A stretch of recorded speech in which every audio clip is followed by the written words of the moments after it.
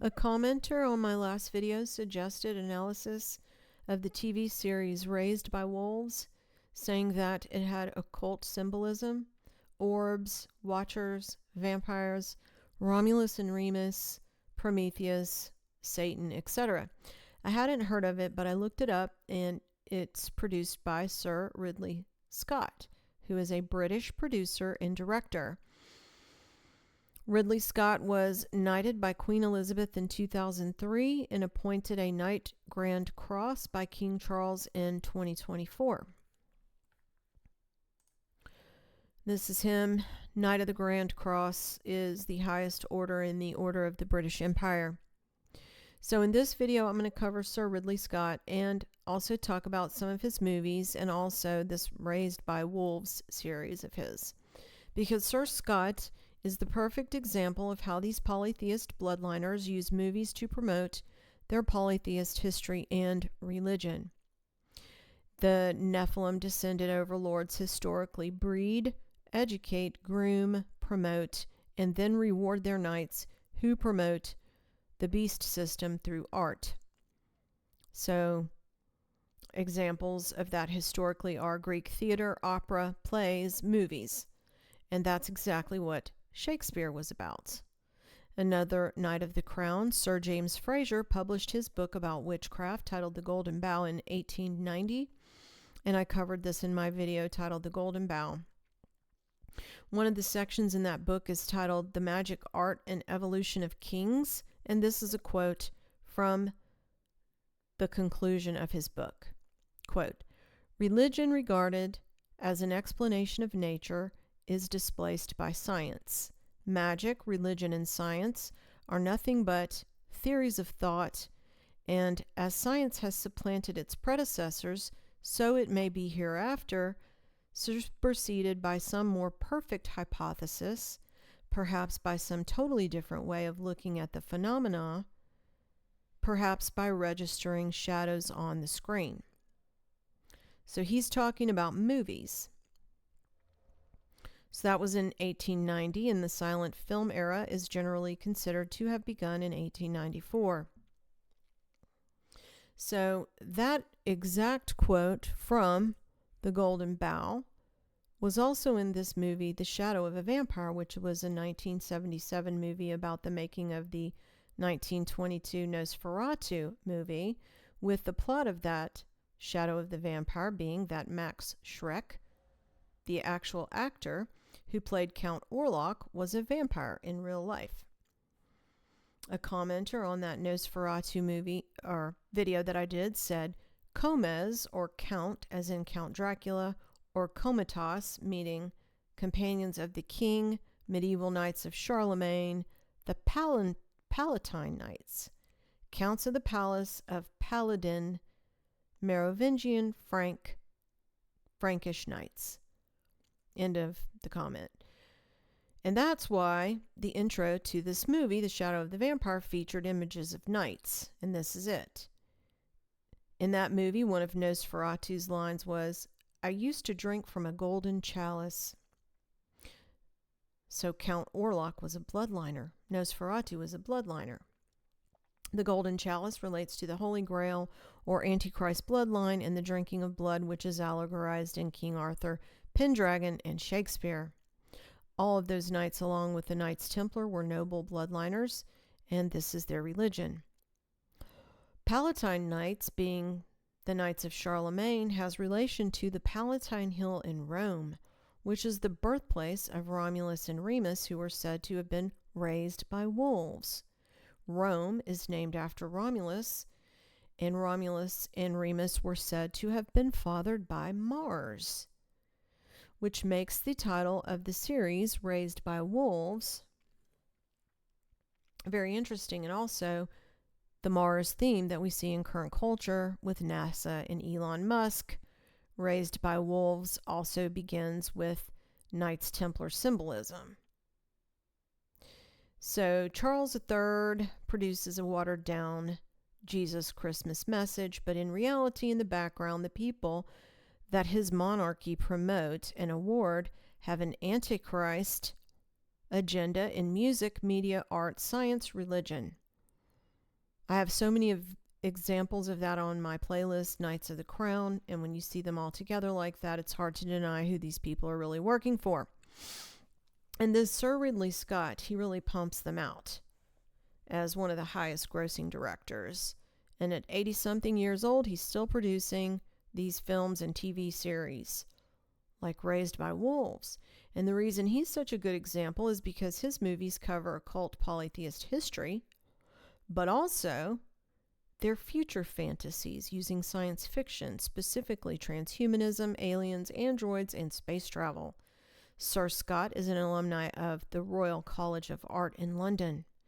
His father, Francis Percy Scott, was a colonel in the Royal Engineers in World War II, so he was a senior officer, which is also a pattern with the people in the music and film industry because this is one of the outlets by which they are bred and groomed.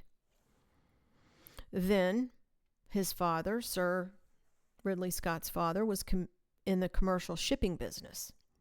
One of his brothers, Frank, was in the merchant navy, and I've talked about that before. The merchant navy. His other brother, Tony Scott, was also a director. He directed Top Gun and True Romance, but it says he died by suicide jumping off a bridge in San Francisco. So before we get into the Raised by Wolves production, let's look at some of the other movies produced or directed by Sir Ridley Scott. I'll just play this that shows all the movies.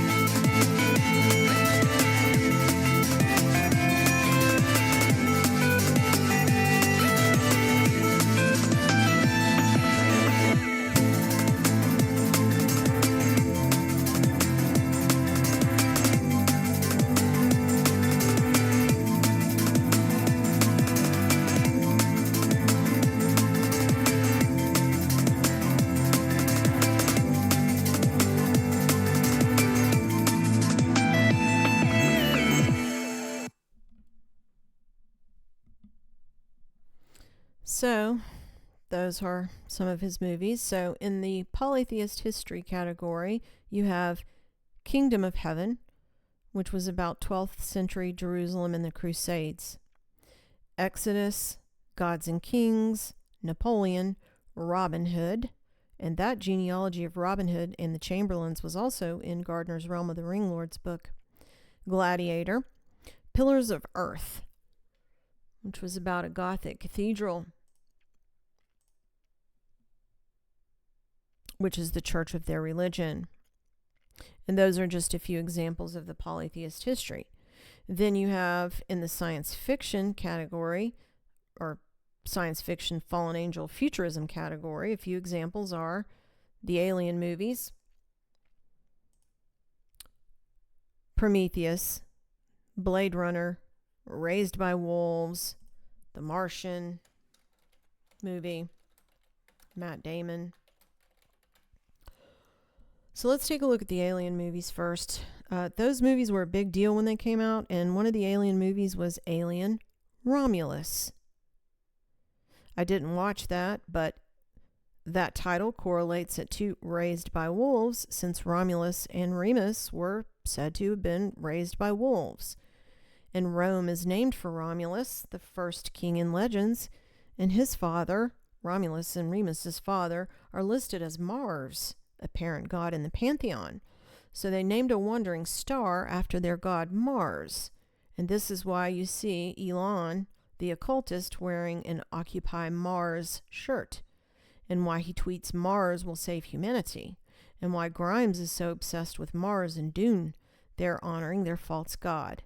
Humans can't go to Mars, but they're simulating that with their Mars Dune Alpha project, which I covered in a prior video, and setting up a simulation on some uninhabited island in Canada of Mars. I think Devon Island or something. So Romulus killed his brother Remus, like Cain killed Abel, and like Juan Carlos, the former king of Spain, killed his brother when they were teenagers. H.G. Geiger was the artist who created the Alien prototype for the Alien movies, and this is a book that he published, and it's the one that he gave to Ridley Scott, who then, based on this book, hired H.G. Geiger to create the Alien prototype. It's called Necronomicon. And why is this sort of thing promoted by the British Crown via Sir Ridley Scott? That's Baphomet, and if you can see here at the top, this female here, which I'm sorry that's so vulgar, but that female image looks like the mother character in Raised by Wolves.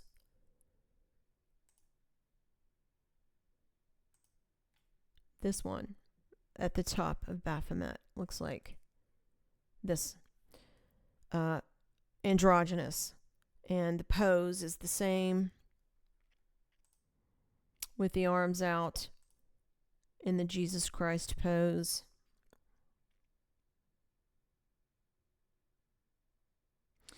And in Raised by Wolves, she flies around in that position when she's shown astrally projecting like this. Okay. That also looks like this androgynous female type that's at this concert by Anima, partnered with Grimes at the Las Vegas Sphere. I'm going to play some of this now so you can see what I'm talking about.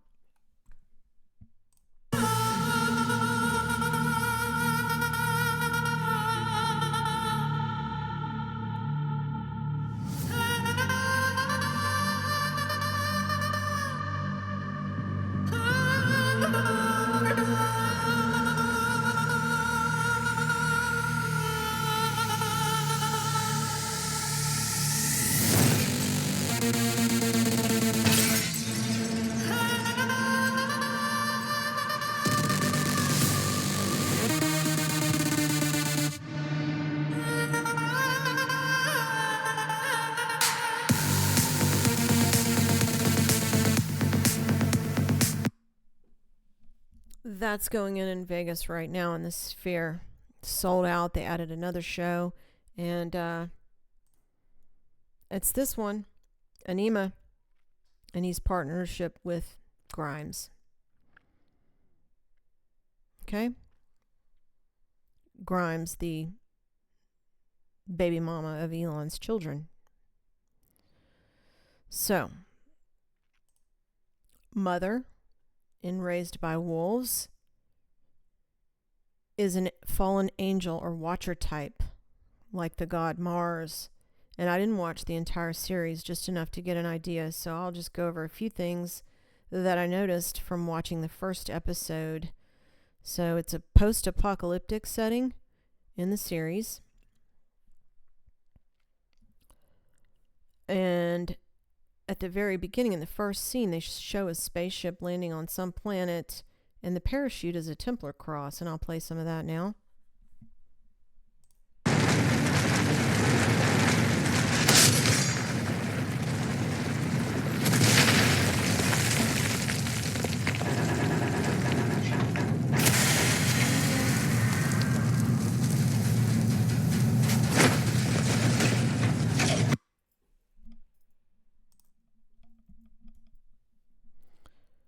So they make a very big deal to zoom in on that shape, which is intentional. Because, first of all, I doubt that thing would actually make a viable parachute in that shape. And secondly, none of the other spaceships in the series make use of a parachute for landing. So they just wanted to show that Templar cross in the beginning.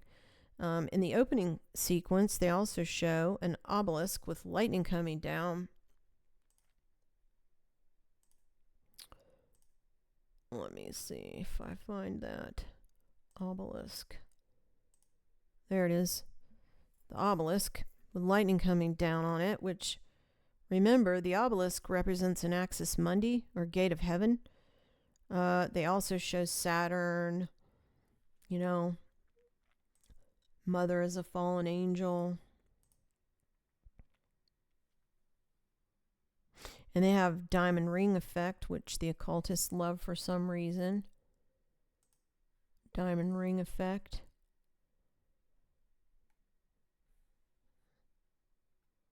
All right.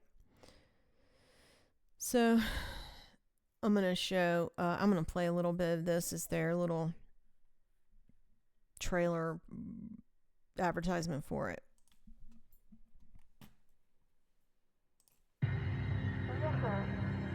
The door that finally opens with light flooding and spilling out on the floor.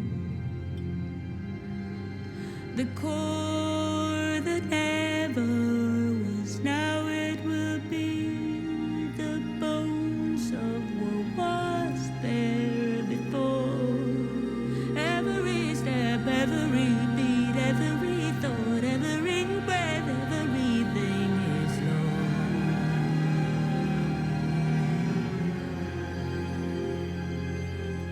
Every wind, every wave, every sky, every cloud, every grain is lost.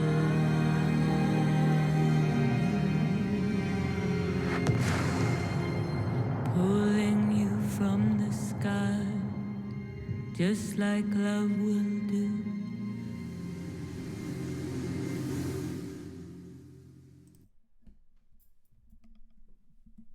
That was the title sequence. So, in the first few episodes at least, the plot is these android fallen angel types, a mother and father. And they have human embryos which they bring to the planet to raise. Mother is the more powerful of the two, and her type is a necromancer. But they are said to be atheists, which doesn't jive with necromancy. But anyway, they're in conflict with the religious humans, and the humans' religion is Mithraism, and their god is Sol. But regarding necromancy, I want to read a few Bible verses. So, Leviticus 20:5-8. Then I will set my face against that man and against his clan, and will cut them off from among their people, him and all who follow him in whoring after Moloch. If a person turns to a medium and necromancers, whoring after them, I will set my face against that person, and will cut him off from among his people. Consecrate yourselves, therefore, and be holy, for I am the Lord your God. Keep my statutes and do them. I am the Lord who sanctifies you. Leviticus 19:31. Turn not unto necromancers and unto soothsayers. Seek not after them to make yourselves unclean. Isaiah 8:19. And when they say unto you, inquire of the mediums and the necromancers who chirp and mutter, should not have people inquire of their God? Should they inquire of the dead on behalf of the living? Deuteronomy 18:9-12. When you come into the land that your Lord God has given you, you shall not learn to follow the abominable practices of those nations. There shall not be found among you anyone who burns his son or daughter as an offering, anyone who practices divination, or tells fortunes, or interprets omens, or a sorcerer, or a charmer, or a medium, or a necromancer, or one who inquires of the dead, for whoever does these things is an abomination to the Lord.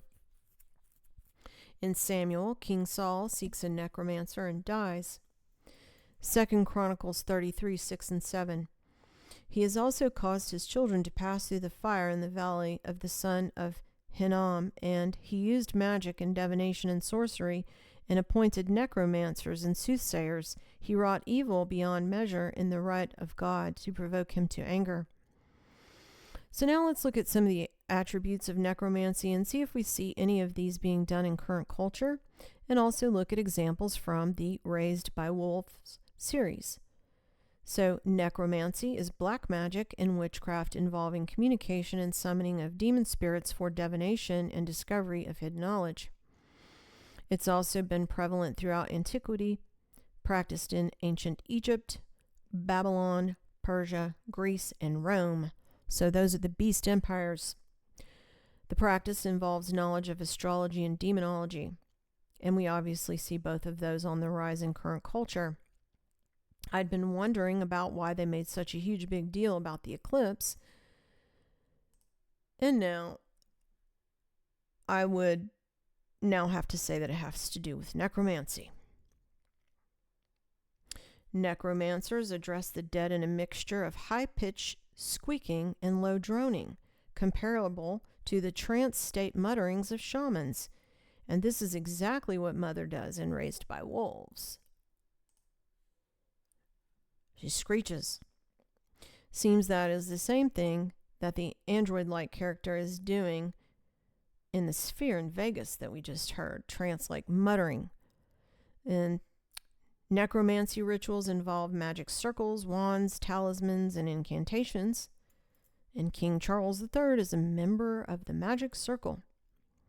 In Raised by Wolves, Mother uses bones and places them in a circular pattern in their habitat, and those circles play a significant role in the story as a signal. Those circles in the movie or in the series look like the circles that archaeologists found from the extinct Anasazi culture in the Four Corners area of the United States, where all the rock art was found depicting what looks like demonic creatures coming through portals. Necromancy involves a sacrifice as payment for demon summoning, which is alluded to in the first few episodes of Raised by Wolves. Mother is said to be probably killing her children and adding their remains to the magic circle along with their other bones. So, necromancers surround themselves with death, including the wearing of the clothing or body parts of the deceased, which is exactly what Mother does. She takes the eyes of human that she murders. Necromancers use hallucinogenic plants such as black henbane, jensenweed, belladonna, or mandrake, and we see that on the rise today, the use of hallucinogenics. It's being promoted even at the WEF and by Joe Rogan and all over really, even in psychology and by AA. And the mandrake has been grown in the Oxford Garden for over 400 years. Necromancers use astral travel, astral projection, and astral magic, often with the use of psychedelics, and Mother does this in the series. They have rituals that involve moon phases, sun placement, day and time, and we see that today.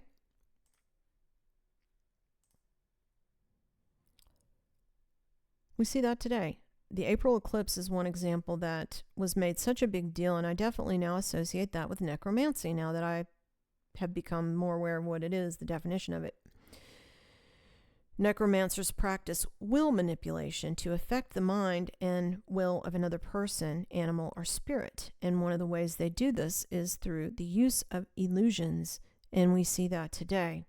It's being done on us. And that's necromancy. And an example I can think of there is the crown virus and the vipers, and also NASA.